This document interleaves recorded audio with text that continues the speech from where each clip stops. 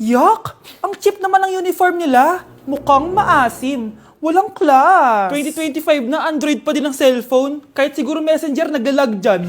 Ang ganda nga ng uniform, ang sasama naman ng ugali. Naka-iPhone ka nga, talo ka pa din naman sa ML. Ipabuhat yarn. Ang baho siguro ng classroom nila, no? Tapos nag-aagawan pa sa electric fan kasi wala naman silang aircon. Feel ko pinapalo sila ng teacher nila kapag nagkakamali sila. Ang boring siguro sa classroom nila. Mas masaya pa rin talaga sa public school, no? Balita ko mga korap mga magulang niyan. Kaya madaming pera. May araw din kayo, men. Nakatikim na kaya sila ng steak? Feel ko hindi nila afford. Nakatikim na kayo ng pagmamahal sa magulang? Oh! Sa pool!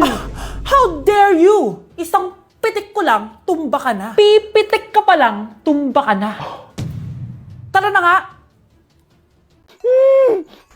Shh, Scarlett. Itatakas kita, ha? Scarlett, may kausap ka ba? Nandiyan na si nanay. Bilisan mo. Paparating na siya. Bibilisan ko na. Scarlett! Scarlett! May kausap ka ba? Huwag kang maingay dyan, ha? Scarlett, tara na. Tara na, tita. Tita, buti na lang dumating ka. Hindi ko na kaya mga pinagagawa ni nanay. Hi, Scarlett. Nay. Napaka-hayop mo, Susan! Oo, hayop ako. At least madaming pera. Huwag kang mag-alala. Hindi kita sasaktan. Hindi ko na din kaya mga pinagagawa sa akin ni Susan. At ikaw, Scarlett, ipapakain ko sa'yo yung lason na binigay mo sa akin. Nay, wag po. Halika. Isubo mo tong lason. Ito'y nararapat sa'yo para mawala ka na sa mundo. Itigil mo na yan, Susan. Totoo ba ito nakikita ko? Buhay ka, Tay? Oo, buhay na buhay. Paano nangyari yun?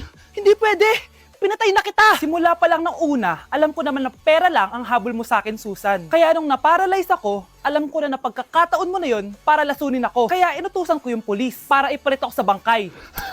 Hawak ko din dito yung mga papeles na magpapatunay na ninanakawan mo ako ng pera. Sumama ka sa akin sa presinto. Tandaan nyo to! Hindi ba ako tapos? Anak, sorry. Kinailangan ko magtago sa'yo. Okay lang, Tay. Ang importante, buhay ka.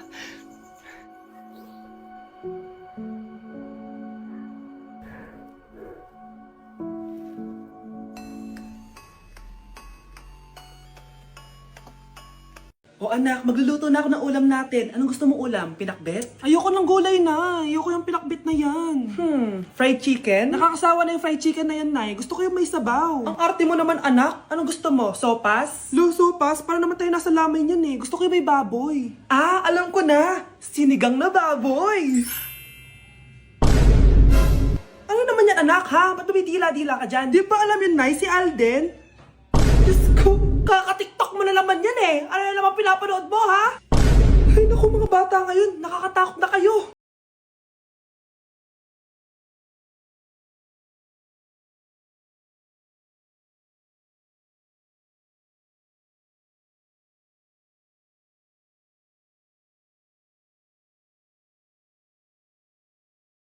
Last 5 minutes.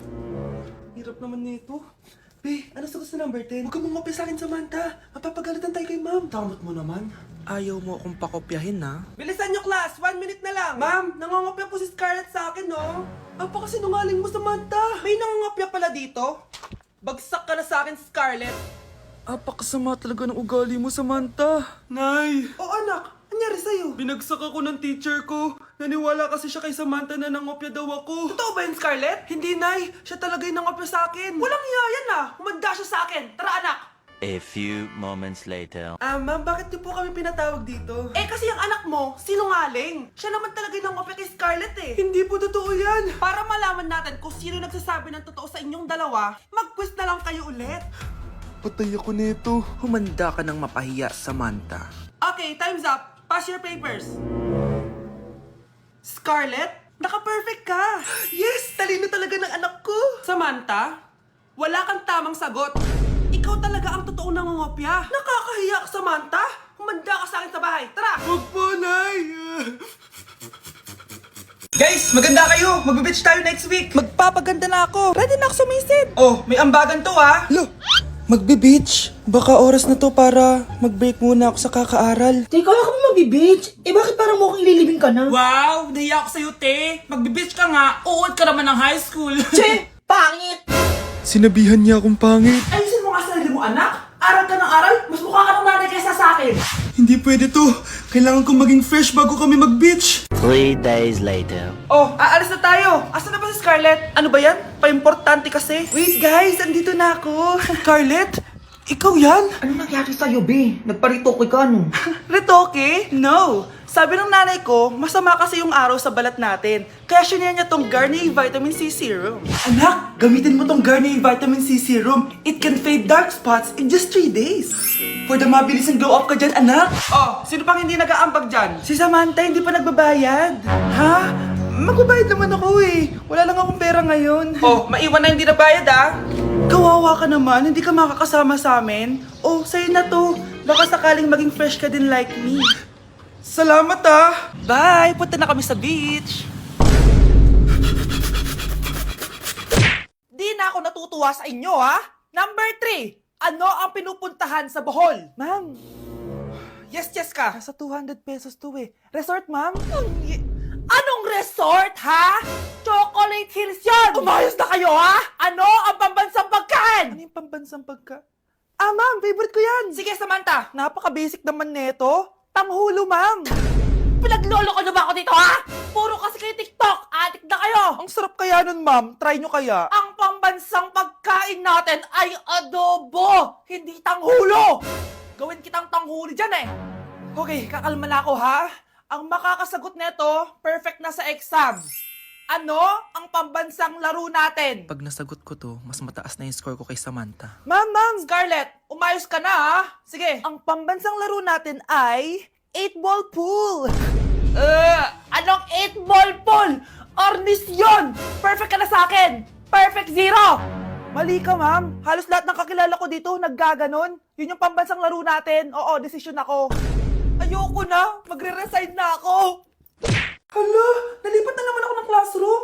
Bakit kinder yung nakalagay dito? Saan yun? Ba't puro mga bata yun nandito? Hi mga bata! Ang lesson natin ngayon ay addition. Sino dito ang makakasagot ng 1 plus 1? Ang dali naman ng lesson dito. Ah ma'am, 1 plus 1 is equals to 2. Correct! Mga bata, 5 claps para kay Scarlett.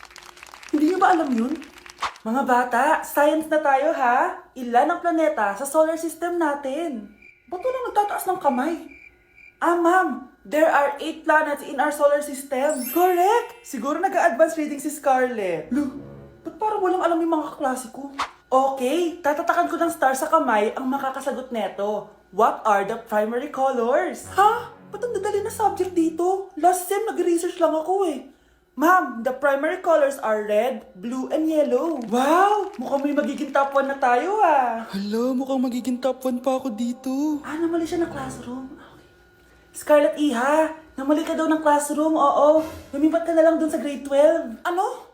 Siya ba'y napunta sa kinder? Alright, may bagong dating tayo, class. Miss, pwede mo bang sagutin itong nasa blackboard? Ano yan? Madali lang yan. Madali? Sir, babalik na lang pala ako sa kinder. Buti ba doon magiging top 1 ako? Bye! Malapit na dumating si nanay! Kyle! Maglinis ka na ng bahay! Naglinis na ako kanina! Ikaw naman! Ang tamad-tamad mo! Pag di ka naglinis, isusumbong kita kay nanay! Di ba ninakaw mo yung 100 sa wallet niya? Eto na, maglilinis na! A few moments later. Wow, ang linis naman! Siyempre, Nay! Ako naglinis niyan! Sipag ko eh! Lo, sinungaling! Oh, mga anak, wala pala tayong kanin! Sino magsasaing nito? Ah, magsasaing? Oh, magsaing ka na! Ikaw naman! Kakatapos ko lang maglinis eh! Ah, isusumbong kita kay nanay! Sige na! Sumbongera ka talaga, no? Anay, si Kyle daw po yung magsasaing! Oh, magsaing ka na, Kyle! Yan na, nagsaing na ako ah! Mga anak, wala na pala tayong ulamin! Sino bibili sa tindahan? Ah, syempre si Kyle, Nay! Ako na naman! Napakatamad mo talaga!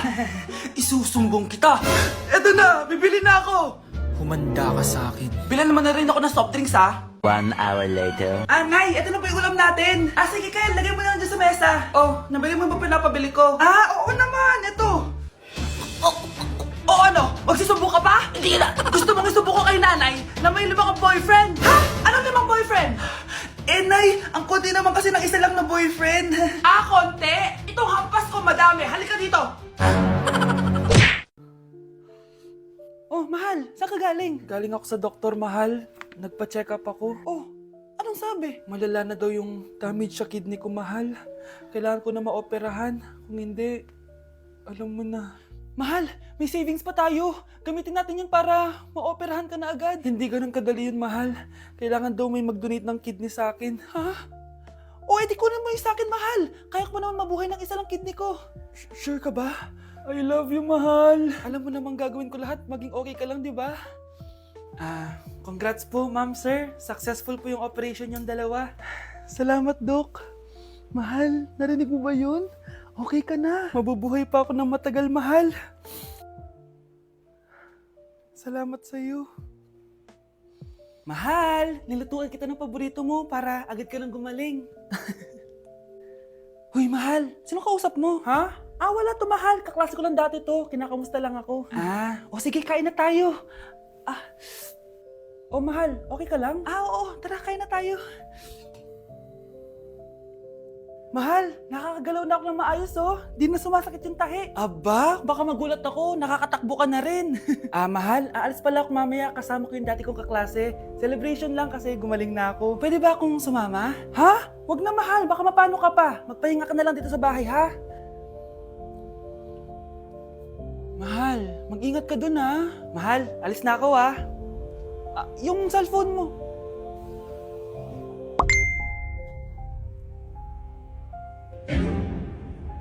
Sino to?